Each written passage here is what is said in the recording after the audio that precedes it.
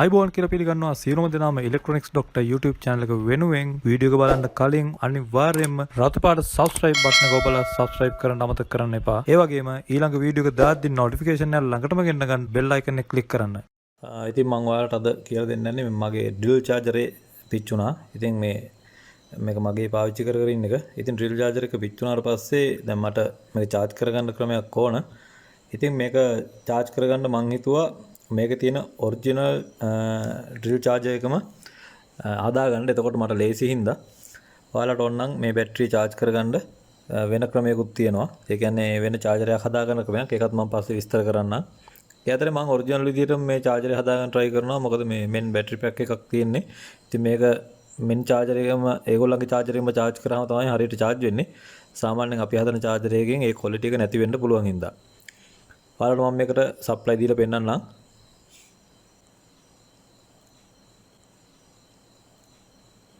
බලන්න මේකට මම සප්ලයි දුන්නාන් පස්සේ වෙන දේ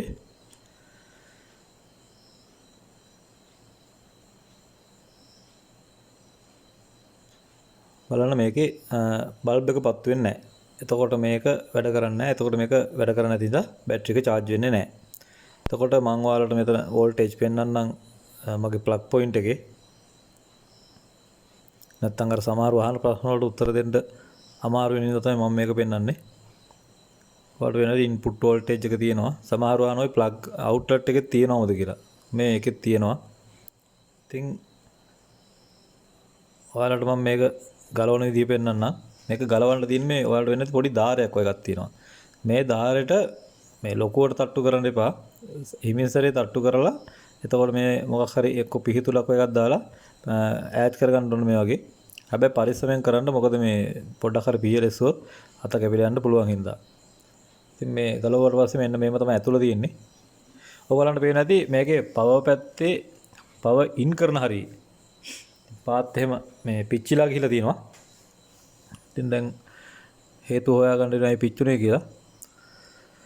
ඒ වගේම ඔයගොල්ලන් බලන්න මේකේ කන්ඩෙන්සර් එක මගේ පිච්චිලාම ගිහිලා තියෙනවා. කියන්නේ පුපුරලා ගිහිලා තියෙනවා.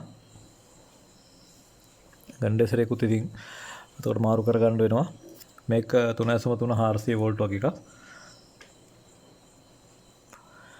එතකොට ඉස්සෙල්ලම කරගන්න තියෙන ඉතින් මේ ටික ගලවලා කියලා සුද්ධ කරගෙන පිච්චිලා තියෙන පාර්ට්ස් ටික අයින් කරගන්න එක. ඔයගොල්ලන් මේ channel එකට අලුත් නම් අනිවාර්යයෙන්ම channel එක subscribe කරලා තියාගන්න. ඒ වගේම ඔයාලට වීඩියෝ එකක් මේ වගේ දාපු ගමන් ඉක්මනටම ලබා ගන්න notification එකත් on කරලා තියාගන්න. bell icon එක click කරලා තියාගන්න. හේතුව තමයි මේ මට වීඩියෝ සමහරලාට දාන්න හම්බෙන්නේ මාසෙකට දෙකකට සැරයක් වෙන්න පුළුවන්. ඒ වලට ඒ දාන වීඩියෝ එක මම ඔයාලට මොකක් හරි දෙයක් ඉගෙන ගන්න පුළුවන් විදිහට තමයි දාන්නේ. ඒ හින්දා ඔයාලා පොඩ්ඩක් බලලා subscribe කරලා තියාගන්න.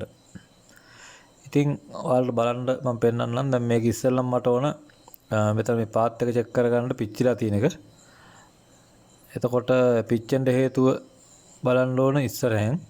ඉස්සර ෂෝට් එකක් නම් කියලා පෙන්නන්නේ නැහැ. ඒක කන්ඩෙන්සර් එක ගිහිලා තියෙන හින්දා වෙන්න පුළුවන්.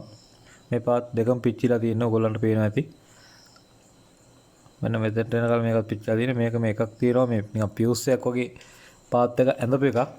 ඉතින් මේ පාත් ඇඳලා තියෙනෙත් නිකන් අර පියුස් එක නොදා ඒ පාත් එකෙන් ඒ පියුස් එකේ වැඩේ වෙන්න. ඉතින් ඒ වුණාට මේ තියෙන පියුස් එක වගේ මාක් කරපු ওই මාක් එක ඔය තියෙන්නේ. ඒ වුණාට ඕගොල්ලන්ට පේන ටික සාර්ථක නෑ කියලා. ෆියුස් එකක් දානවා වගේ නෙවෙයි. දැන් ඊට පස්සේ අපිට මේකට මේ මුණුත් දාගන්නත් බෑනේ. මෙතෙන්ට දානවා නම් අපිට කම්බි කෑල්ලක් තමයි මෙතනින් මෙතෙන්ට දාගන්න පුළුවන්. එහෙම නැතුව මෙතෙන්ට මේ ෆියුස් එක අපිට අඳින්නත් බෑ. වෙන ෆියුස් දදා ඉන්නත් බෑ. මම බලන්නේ ඒක එතනින් මේ පාත් එක ඩිස්කනෙක්ට් වෙලා තියෙන්නේ.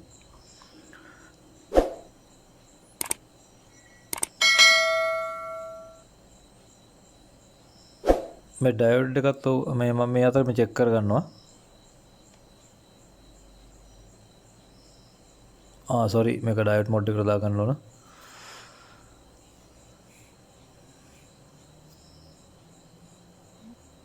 මේ පැත්තට ඩයෝඩ් එක හොඳයි. නමුත් මේක මෙහෙම DC විදිහට පෙන්වන්න බෑ. මේ තියෙන ෂෝට් එකක් තියෙනවා. මේ පැත්තට එක තමයි බැලුවේ. මේ පැත්ත මට පොඩ්ඩක් මිස්ටේක් එකක් වුණා. රයිට් මේක පිච්චිලා තියෙන්නේ. මේක කෙලින්ම එහා පැත්තට මේ සප්ලයි එක පාස් වෙන විදිහට තමයි ගිහිලා තියෙන්නේ.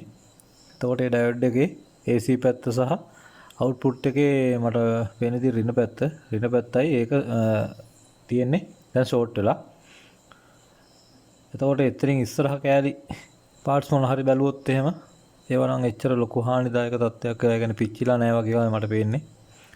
ෂෝට් එකක් එහෙම නම් පෙන්වන්නේ නැහැ එතනින් එහාට. එතකොට මේ කන්ඩෙන්සරේ සහ බ්‍රිජ් ඩයෝඩ් එක තමයි මට සැකයකට තියෙන්නේ. ඔයාලට මේ සැක තියෙන පාර්ට්ස් ඔක්කොම නිකන් මල්ටිමීටරෙන් චෙක් කරගන්න. ඒකට ඉතින් එච්චර වෙලාවක් යන්නේ නැති හින්දා මේ අවුට්පුට් එක ඉන්පුට් එක දෙපැත්තත් පොඩ්ඩක් බලන්න. මොකද සමහරට අවුට්පුට් එක පැත්තේ ෆෝල්ට් එකකට ඔයාලගේ ඉන්පුට් එකේ තියෙන පාර්ට්ස් මොන හරි පිච්චිලා යන්න පුළුවන්. ඒ හින්දා මම නිකන් පොඩ්ඩක් ඔය ළඟපාත තියෙන පාර්ට්ස් ටික චෙක් කරගන්නවා. එතකොට මට වඩා ෂුවර් වෙනවා මේක දාන්න ඕන පාර්ට්ස් ටික මොනවද කියලා තීරණය කරගන්න.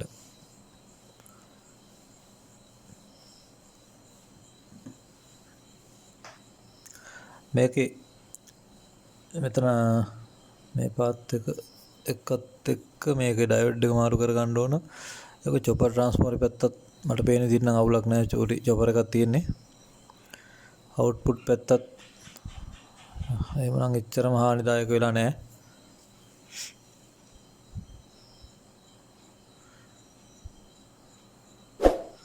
මේ පැත්තත් එච්චරම කේස් එකක් නැහැ. ඒ පැත්තත් මේ ෆෝල්ට් එකක් තියෙනවා නම් ෂෝට් එකක් හරි පෙන්වන්න ඕන. ඉතින් දැන් මම කරන්නේ මේකේ මේ සවුත් වෙලා තියෙන කොටස් ගලවලා ඉවත් කරගන්නවා.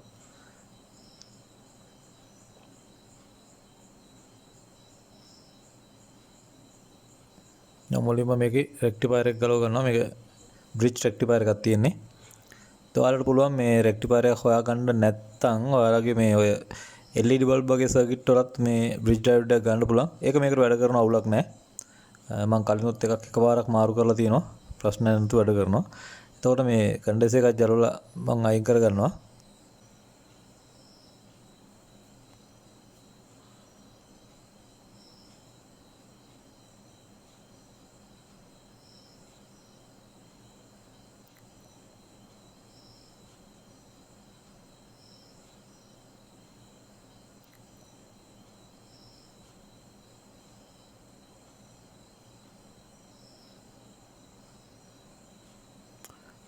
මේකේ අනිවාර්යයෙන්ම ධන ඍණ එහෙම බලන්න ඕන. බ්‍රිජ් ඩයෝඩ් එකේ තියෙනවා ධන ඍණ ගහලා ඒ වගේම AC මාක් එක ගහලා තියෙනවා. ධන ඍණ කියන පැත්ත ඉස්සරහට තියලා ඕකේ අනික් මාක් එක ගහලා තියෙන AC මාක් එක ඒක ගහලා තියෙන පැත්ත AC පැත්තට දෙන්න ඕන. මෙන්න මේ ගහලා තියෙනවා වගේම. ඒක මෙන්න මෙතන තියලා මේ විදිහට පාස් ගන්න. ඒ පැත්ත මාරු කරගන්න එපා. මාරු කරගෙන මේ තව ප්‍රශ්න ඇති වෙනවා ඊට පස්සේ. මෙන්න මෙහෙම තියලා ඩයෝඩ් එක පාස් ගන්න ඕන.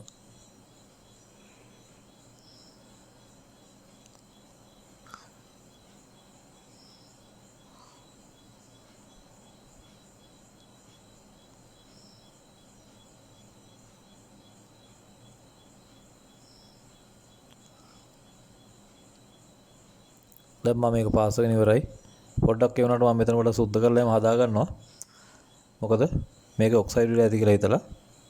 දැන් බලන්න මම මෙතෙන්ට පොඩි කම්බි කෑලි දෙකක් ඒ කියන්නේ මම මේ සර්කිට් වයර් වගේ එකකින් තමයි පාස් කරන්නේ. ඒ කියන්නේ මොනවා හරි ප්‍රශ්නයක් වුණොත් නැවත මේ වයර් කෑලි දෙක හරි පිච්චිලා යන්න කියලා හිතලා තමයි මේ කම්බි පාස් කරන්න නැතුව මෙන්න මේ වගේ සර්කිට් වයර් කෑලි දෙකක් පාස් කරන්නේ.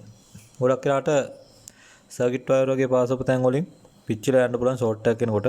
නමුත් කම්බි හැම පාස්සුවොත් එහෙම මේ ෂෝට් එකක් තිබුණත් පිච්චිලා යන්නේ නැති වෙන්න පුළුවන්. දැන් ඉතින් මේ පොඩි වයර් කෑලි දෙකක් මේ විදිහට පාස් කරගන්න. ඉතින් පොඩි සප්ලයි එකක් පාස් වෙන්න විතරේ වුණේ. අන්න ඒ නිසා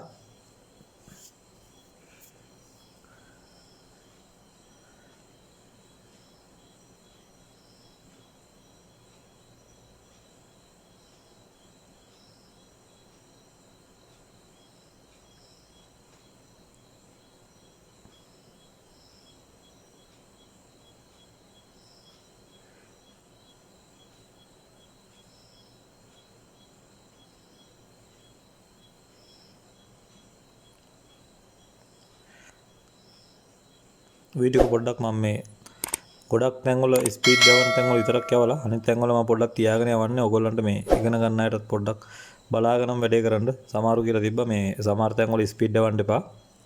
මේ අපිට සමහර ඒවා බලා ගන්න විදියක් නැහැ. ඒකට පොඩ්ඩක් chance එකක් දෙන්න. පොඩි තැන්වල ඒවා අපිට ස්පීඩ් යවන්න නැතුව normal level එකට කවන්න නැහැ කියලා. මම මේකට දාගන්නවා සාමාන්‍යයෙන් මේ 6.8 ඩයෝඩ් මේ කැපැසිටර් එකක් තමයි මගේ ළඟ තියෙන්නේ. ඉතින් මේක දා ගන්නවා මොකද මගේ ළඟ අනික් 303 වගේ නැති හින්දා. ඒත් මේ වෝල්ටේජ් එකත් හරියටම බලලා දාගන්න දානකොට විශේෂයෙන් දණින මාරු කරගන්නත් එපා. පැත්ත හරියටම බලලා දාන්න.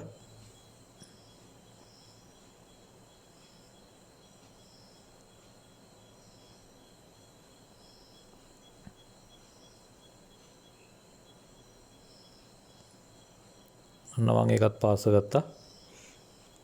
දැන් බලන්න ඕගොල්ලන්ගේ එකක් පිච්චිලා හැම තියෙනවා නම් මේ විදියට ඕගොල්ලන්ට පුළුවන් පොඩි පොඩි පාර්ට්ස් කීලා තියෙනවා මේ අයින් කරලා. එතකොට සම්පූර්ණයෙන්ම චෙක් කරලා පරිස්සමෙන් මොකද මේ වෝල්ටේජ් තියෙන තැන් වල යෝනේ. මොකද වෝල්ටේජ් ගබඩා වෙලා තියෙන්න පුළුවන්. ඒ හින්දා ඒවා කල්පනාකාරීව ඔයාලට පුළුවන් මේ විදියට මේක හදා ගන්න.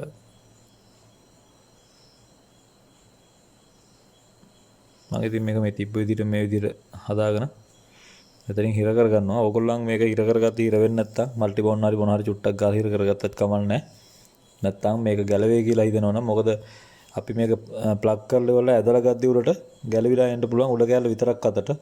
එතකොට අපි ඇදුවේ වෙන කවුරු හරි ගැව්වොත් යාර සප්ලයි වදින්නත් පුළුවන්.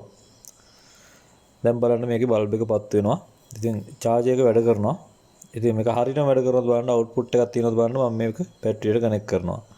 ආම් බලන්න දැන් බැටරිය බැහැලා තියෙන්නේ. එතකොට බැටරිය බැහැලා තියෙන නිසා මේක රතු පාටින් charge වෙනවා. ඉතින් මේ chargerේ වැඩේ ඉවරයි. ඉතින් මේ වගේ පොඩි ෆෝල්ට් තමයි තියෙන්නේ. ඉතින් මේ සාමාන්‍යයෙන් වැඩේ කරනවා නම් මේ වගේ chargers හදාගන්න මොන හරි බැරි කවුරු ඉන්නවනම් මේක බලලා හරි හදාගන්න මහන්සි වෙන්න කියලා මම ඉල්ලා හිටනවා. ඒ වගේම මගේ වීඩියෝ එක නරඹුවට ස්තුතියි. ඊළඟ වීඩියෝකින් හම්බ වෙනතුරු අයබෝවන්.